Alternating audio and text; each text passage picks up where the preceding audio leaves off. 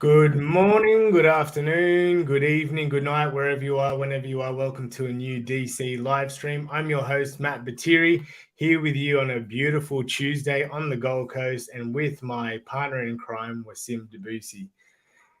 How are you, my friend? I'm good, Matty. I wish I could say it's beautiful here in Sydney. It's been windy and cold all day. Oh, really?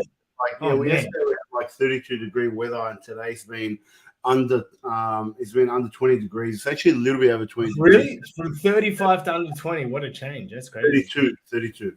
Wow. Yeah, it was hot here up here yesterday, 35. Humidity would have been like 95. I was like just drenched. So summer's here, which is good. And we're in the southern Sydney feels like the crypto market right now. The Sydney weather, very volatile. One day up, one day down. Very volatile. Yeah. Oh, it's been volatile. There's been some scan wicks on some of the trading sites that I'm on, and I was like, whoa, where'd that come from? And you check other exchanges and that's not happening. So I assume there's about to be some really big volatility, because if I'm seeing it on the exchanges, it means there's a lot of people loading up one way or another, and price is going to be going up and down or down and up very fast. Yeah. We're definitely in for a bumpy ride, at least for the next 5 weeks to 6 months or so. Exactly. All right, let's jump into the news. Take it away, my friend. All right. So first up today, guys, as today's headline is, the FTX Contagion is not going to stop crypto adoption. So we're going to look at what that looks like today. First up, we've got Coinbase and MicroStrategy bond tanks as FTX collapse, dense institutional confidence in crypto. So high bond yields are reflective of sharply high interest rates, as well as genuine skepticism about the long-term volatility of the crypto amongst institutional investors, one investor said. So what we're seeing is Coinbase and MicroStrategy. So MicroStrategy holds around 130,000 Bitcoin, which is over $2.08 billion worth of Bitcoin. Their bond rates have dropped by about 15% and 17% respectively. And also, so is and this is obviously because of what's happening with the FTX market. So there's a lot of skepticism out there. There's a lot of fear and greed. And we are actually going to show you the fear and greed index today. So we're going to introduce this to today. So institutional investors and investors in general are quite skeptical at the moment. But what's important to note is what happened with FTX was a problem with human greed, not the crypto. The code still works. Bitcoin hasn't been hacked. Bitcoin is still there. This is all just human behavior, human psychology. So that's it for that one. That along with the Grayscale trust issues, it wouldn't surprise me if we go a little bit lower, guys. We've been calling about heading down to 13,000 basically since the bear market started. I've been saying 13,000. And right now it seems likelier than not that we are probably going to go that low, if not lower. I've heard a few people call $9,000, which would probably be perfect panic, because I think a 4-figure Bitcoin, a lot of people would panic sell. And that's exactly what the whales are after. They want panic so they can come in and grab those coins cheaply. Yep, I agree. There's definitely a lot of fear in the market now. So how much has everyone lost? I have no idea how much everyone is lost. Someone's asked that question. I'm just going to show that. So someone on Facebook, I can't see your name. He says, how much has everyone lost, mate? There's been billions and billions of dollars that have been wiped out of the market. The thing that people don't understand is FTX was selling fake Bitcoin. The latest data has shown that they held no Bitcoin on their balance sheet. So people buying Bitcoin on FTX were actually buying fake Bitcoin. So how much people have lost over the world, mate? It's really, really hard to tell, but it is in the billions of dollars. It is sad. It's sad, but it's unfortunately part of human life. People just want to be fraudsters, and people like you and I, retail investors, then suffer. So, fortunately, there's not much we can do about it. But hopefully, these people are put to prison, and an example is made out of them. That's right. That's right. All right, moving on to the Brazilian cryptocurrency. Go for it, Matty. Thanks, mate. Yeah, I thought you were going to take it. The Brazilian cryptocurrency bill, a project that seeks to regulate the actions of cryptocurrency exchanges and custody agents, as well as establish clear cryptocurrency mining rules, will be on the agenda of the Chamber of the Deputies next week. The bill, which has been sidelined before the general ballot that happened on October 20, is slated to be discussed on November 2022. So basically, Brazil just had a change of government, and I think there was a lot of crypto activity and talking about making a legal tender, et cetera, before they chose on having a president. And now that the president has been chosen, there's certainty in the politics side of things, and now want to start talking about introducing this bill again. So it should, it's going to be obviously discussed and voted in the chambers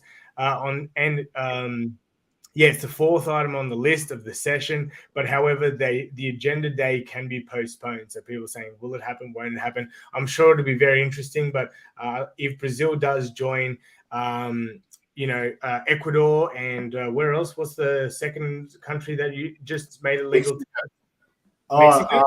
No, so we've got El Salvador and the African Central Republic that have already made legal Bitcoin. Yeah.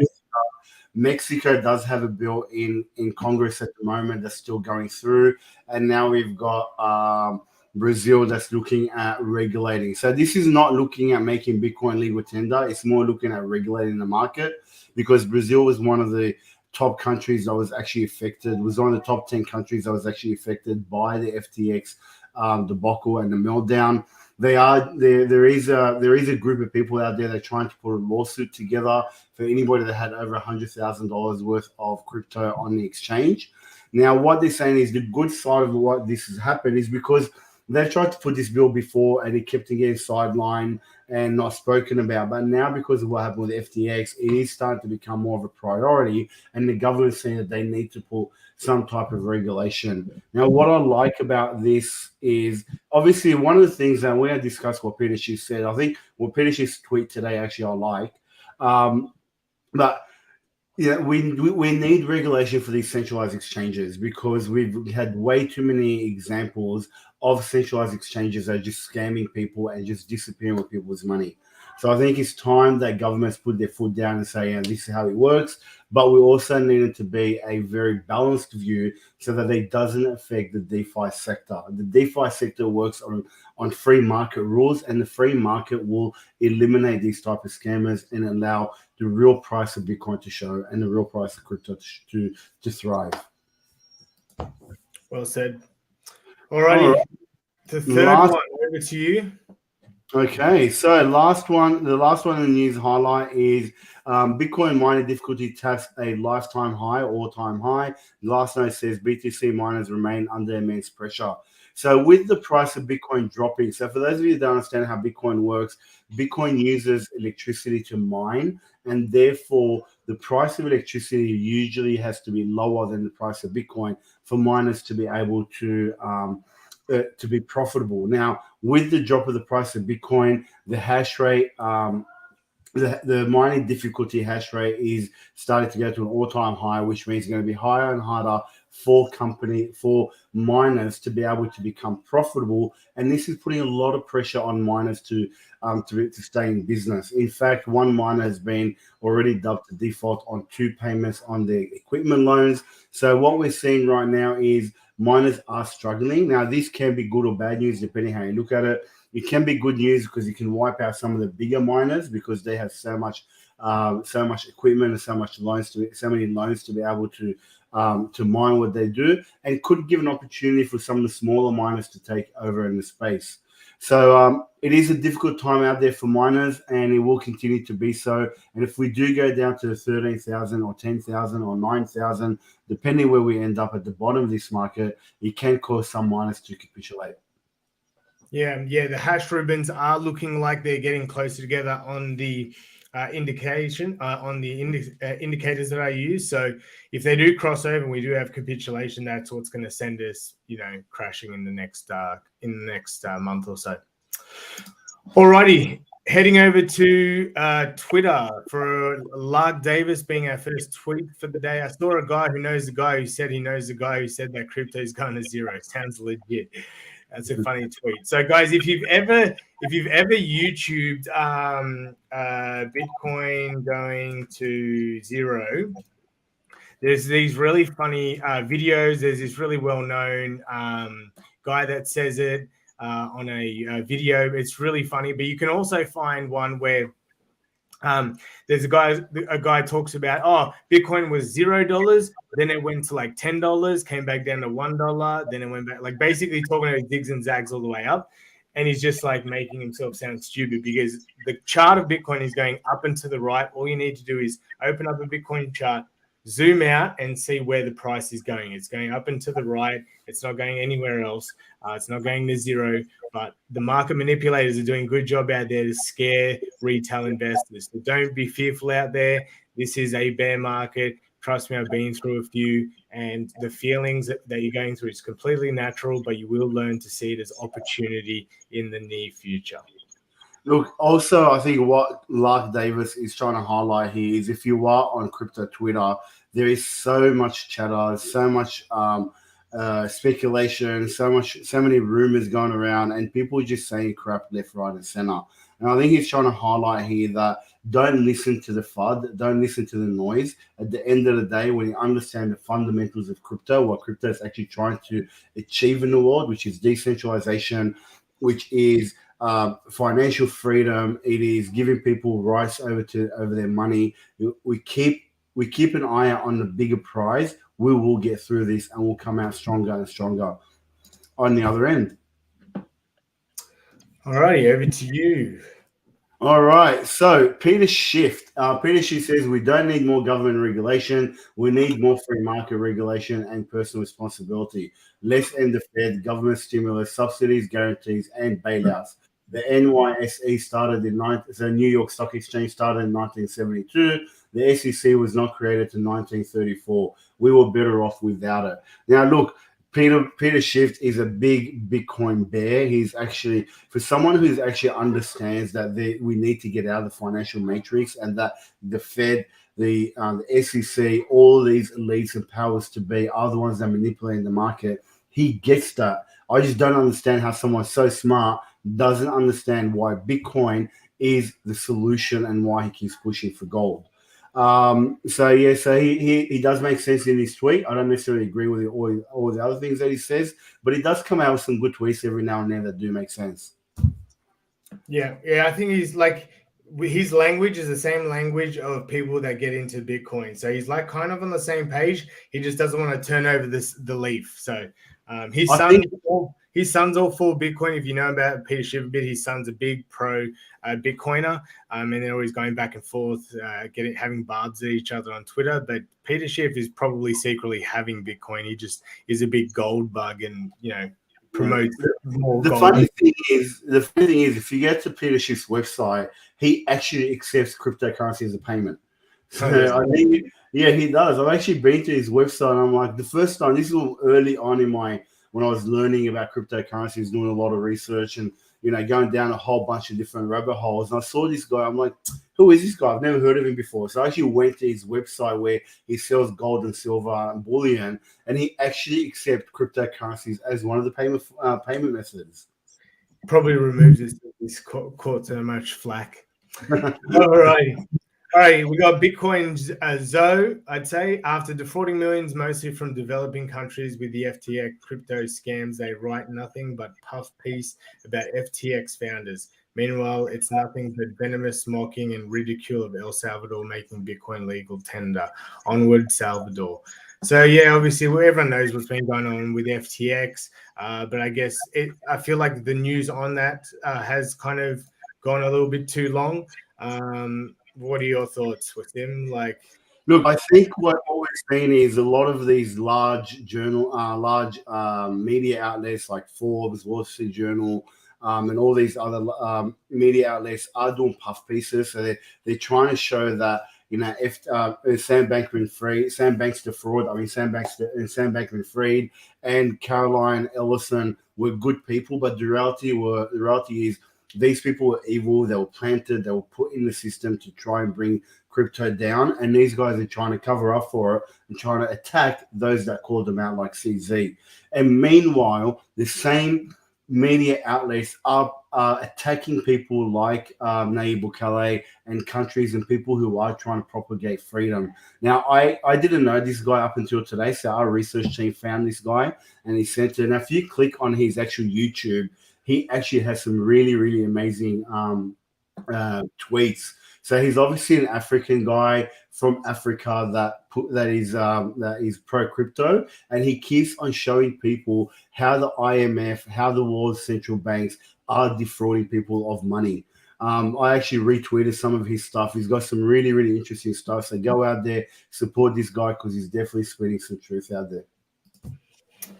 Alrighty, we are on to the adoption highlights. So we've got Binance makes moves in hardware wallet industry with new investment. So the exchange Binance is making a move in the hardware wallet industry with its venture capital arm investing in a cold wallet platform, Engrave. So they're from Belgium, and their upcoming series was announced on November 21. So the company was founded in 2018, and they specialize in self-custody, providing a security suite comprising three major elements, including connectionless hardware wallet zero, key backup tool, Graphene, and the Liquid mobile app. So the co-founder of Binance and head of Binance Labs pinpointed that security remains one of the biggest challenges for crypto adoption. Self-custody wallets are one of the most secure methods for storing digital assets, he said, adding that Binance is looking to continue backing startups and enhancing their user security. And if the recent news of FTX couldn't get any worse with them getting hacked as well the other day, I don't see Sam Bankman-Fried, FTX recovering, and I can only see security being even more heightened with all that Ethereum that was stolen that is now getting shifted around the world. So I think it's very, very important to highlight not your keys, not your tokens, or not your keys, not your cheese. We've been saying this. I know that, we look, don't get me wrong, we use some exchanges, they are necessary evil. But what CZ and what he's saying in this one is, if we have enough people using hardware wallets and be able to connect hardware wallets like they've got through Ledger, you can buy through your credit card, through your own hardware wallet, buy crypto through your Ledger using the Binance infrastructure. So if more and more people use self-custody, which is what crypto was created for, to give you control over your money, not having to trust the banks, not having to trust these centralized systems that keep taking money off the poor and giving it to the rich, this will reduce the need for exchanges and actually may even eliminate the need for exchanges. So the more again, if you've got your tokens on exchanges, move them over to your own personalized wallet. The more of us that do this, the more of us that show that we don't need these exchanges. All right, mate, you're on the next one. I've lined you up really good. I've lined you up for this one because I want to see how you go pronouncing this. Okay, so Brazilian bank Itaú Unibanco to offer cryptocurrency custody services in 2003. So this is one of the biggest banks in Brazil, and they've announced that they're going to offer cryptocurrency custody service in 2023 to both institutional and as well as non-institutional investors.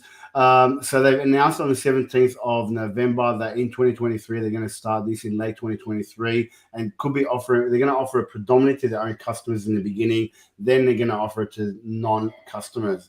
So they talk about that. Custody is a fundamental element in this context because, especially in a new market like crypto assets, it brings security to investors. We will safeguard customers' assets in a reliable environment.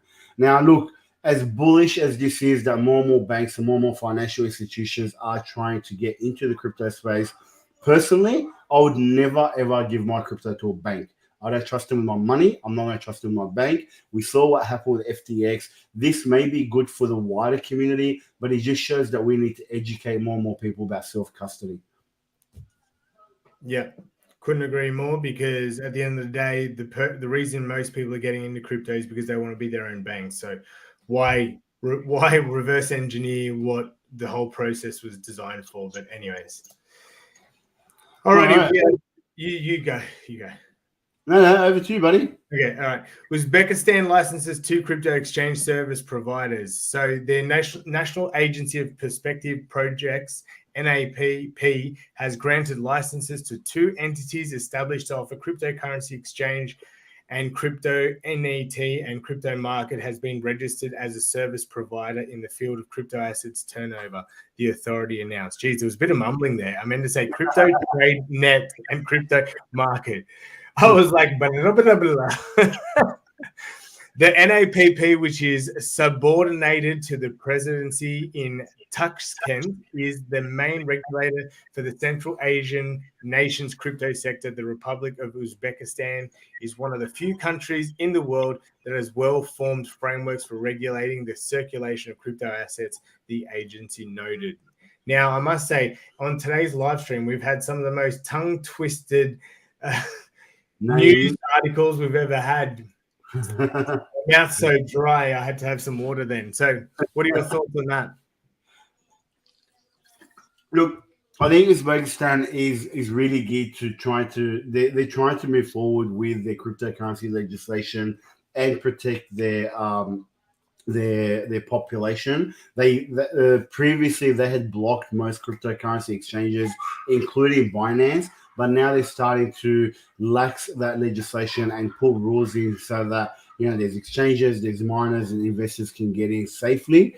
So I think it's good for the people of Uzbekistan, but I have to go back to what Peter Schiff says, which we don't need more regulation, we need more free market, and allow the free market to weed out the bad actors.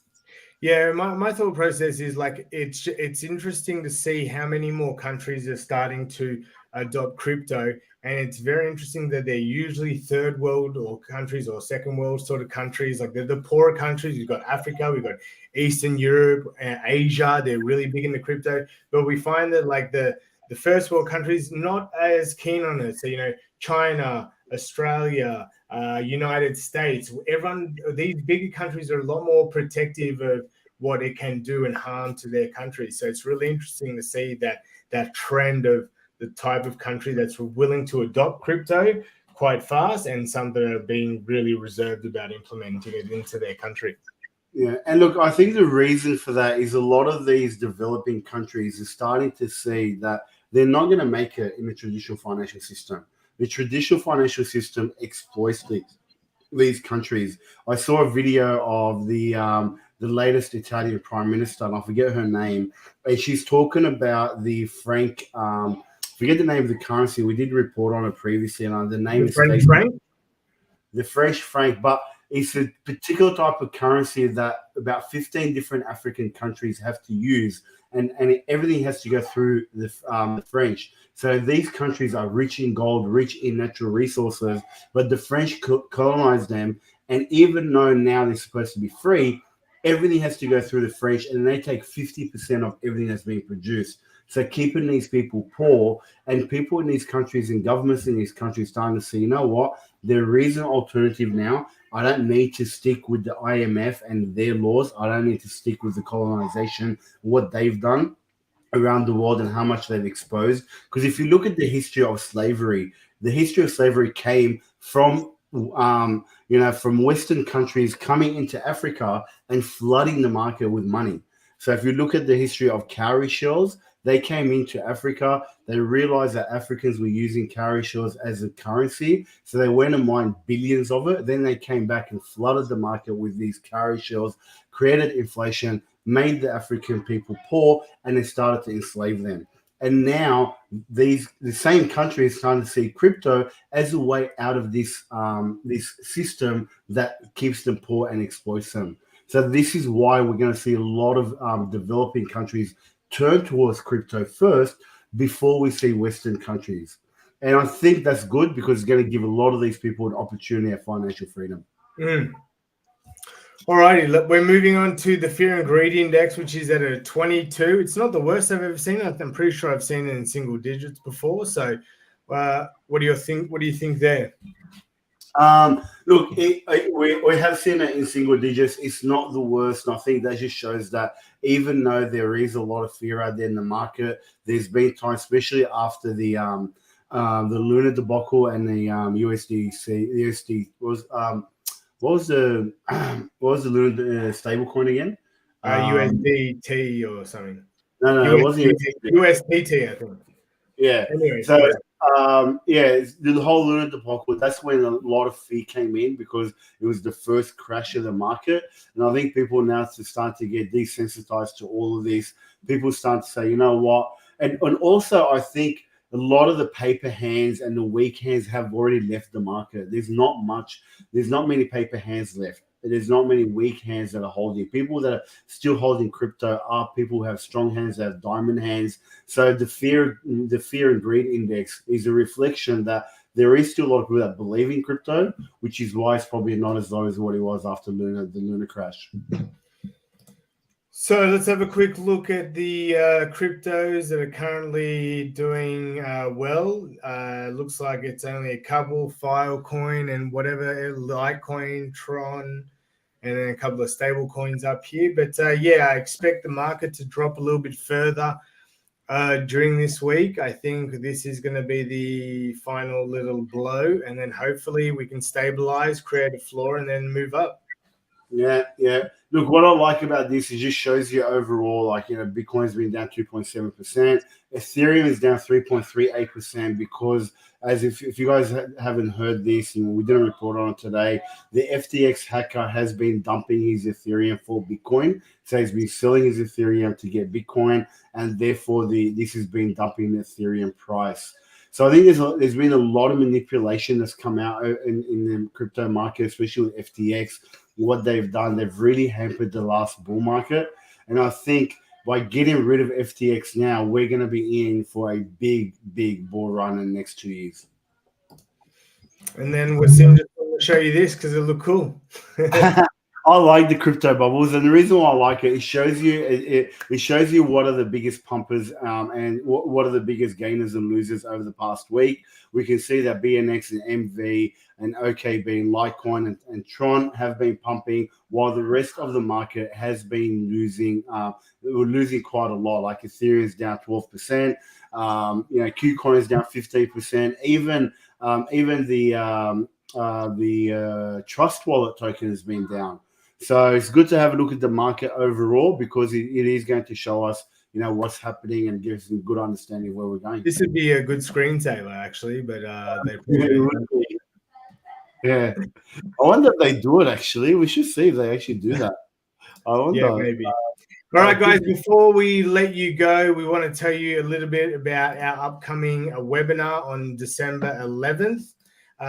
You can register below at breakoutnow.co/income-event, where we're going to teach you 7 ways you can use digital assets for passive income, or how you can generate 7 passive incomes using digital assets. Wasim, do you want to tell everyone about the event?